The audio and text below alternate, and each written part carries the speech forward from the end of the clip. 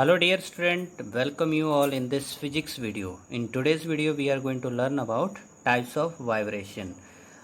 So when we apply the force on any object, we observe that all these objects start to vibrate. But these vibration last for few minutes. तो ये जो vibration है ये कुछ देर के बाद ख़त्म हो जाती है, ठीक है। तो कुछ ऐसी वाइब्रेशन होती हैं जो टाइम के साथ ख़त्म हो जाती हैं और कुछ ऐसी वाइब्रेशन होती हैं जो लाइफ लॉन्ग होती हैं, जो कभी भी रुकती नहीं है, ठीक है। तो इसलिए हमारे पास ये दो टाइप की हम यहाँ पे वाइब्रेशन की बात कर रहे हैं, ठीक है।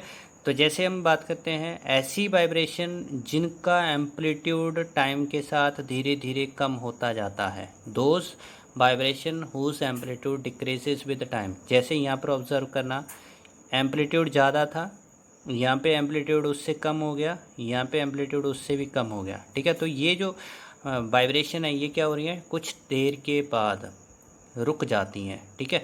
तो ऐसी वाइब्रेशन जिनका एम्पलीट्यूड टाइम के साथ डिक्रीज़ करता है, उन वाइब्रेशन को हम कहते हैं damped vibration.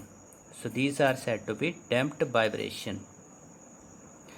Now what is the cause of this damped vibration. तो इन डैम्प्ड वाइब्रेशन का कारण क्या है। So that is the reason of resistive forces.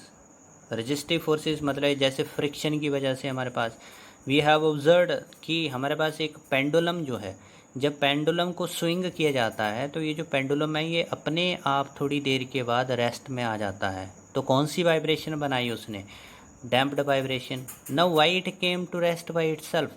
So there due to that resistive force, जो फ्रिक्शन है उस मीडियम के अंदर उसको मिलता है, जिससे ये क्या होगा, अपने आप ही रेस्ट पे आ जाता है, ठीक है। So due two of this friction क्या हो रहा है, उसमें एनर्जी लॉसेस हो जाते हैं, ठीक है। तो जिससे इसका जो एम्पलीट्यूड है वो टाइम के साथ धीरे धीरे कम होता रहता है and finally it comes to that at rest after some time, ठीक है। तो इसलिए यहाँ पर हम सिंपल सी बात कह रहे हैं कि ऐसी वाइब्रेशन जो कुछ मिनट्स के लिए होती हैं उसके बाद वो रेस्ट पे आ जाती हैं, क्योंकि उनमें एनर्जी लॉसेस होते हैं, तो जो उनका एम्पलीट्यूड है टाइम के साथ डिक्रीज होता है, इनको डैम्प्ड वाइब्रेशन बोला गया।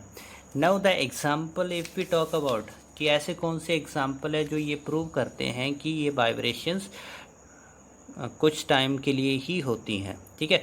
सो the example first we are taking कि if we are going to pull the slim branch of a tree, ठीक है। हमने क्या किया, पेड़ की एक छोटी सी टहनी को खींचा और उसको रिलीज़ कर दिया, ठीक है। तो उससे क्या होता है, ये जो हमारे पास ट्री है ये वाइब्रेट होना शुरू हो जाता है, या फिर वो ब्रांच जो है वो वाइब्रेट करना शुरू करती है। But this vibration stops after a while, कुछ देर के बाद वो रुक जाती है। सिमिलरली ओवर देयर, जो ट्यूनिंग फॉर्क था, when it is stroked on a रबड़ पैड, तो वो क्या करता है, थोड़ी देर के लिए वाइब्रेट होता है तो उसके बाद ये जो वाइब्रेशन है इसकी ख़त्म हो जाती है। इसलिए कौन सी वाइब्रेशन बन रही है, डैम्प्ड, जो टाइम के साथ ख़त्म हो जाती हैं।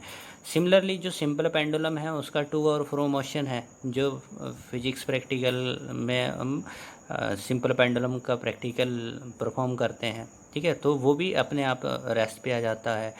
And that while we are playing guitar, so the strings of a guitar when we are going to pluck them by their self they comes to rest after a while, ठीक है। So all these are the examples of this damped vibration. तो this damped vibration how we to show them with the help of diagram.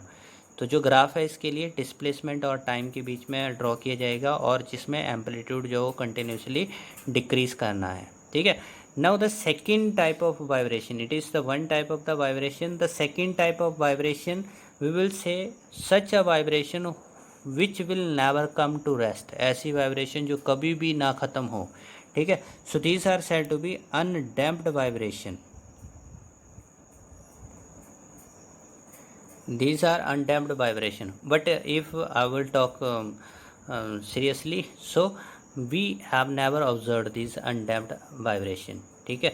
तो undamped vibration जो है वो actually कहाँ पर take place करती है, ओनली इन वैक्यूम, ठीक है।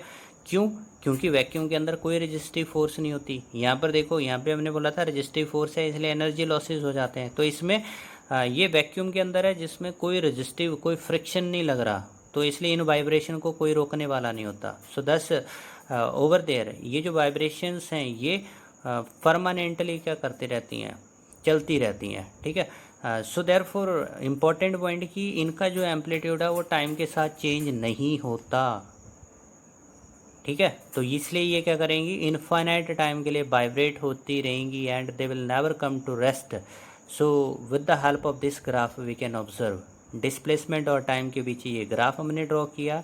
सो ओवर देयर जो एम्पलीट्यूड है इसका प्लस ए और ये डाउनवर्ड साइड माइनस ए, ठीक है। तो मीन पोजीशन से जो आउटवर्ड मैक्सिमम डिस्प्लेसमेंट है वो amplitude. So it's amplitude is same as the time is going to pass. तो जैसे जैसे टाइम चल रहा है एम्पलीट्यूड उसका कांस्टेंट ही है, ठीक है। हेयर यू विल ऑब्जर्व ये एम्पलीट्यूड ये भी उतना ही है जितना यहाँ पर था। Here this is going to same, ठीक है।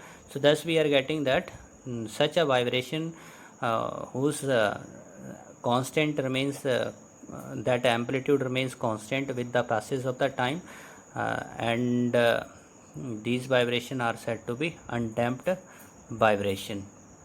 Okay, so specially to note over there these are taking place in a vacuum. Okay, so that's all from my today's video. Thank you for watching it.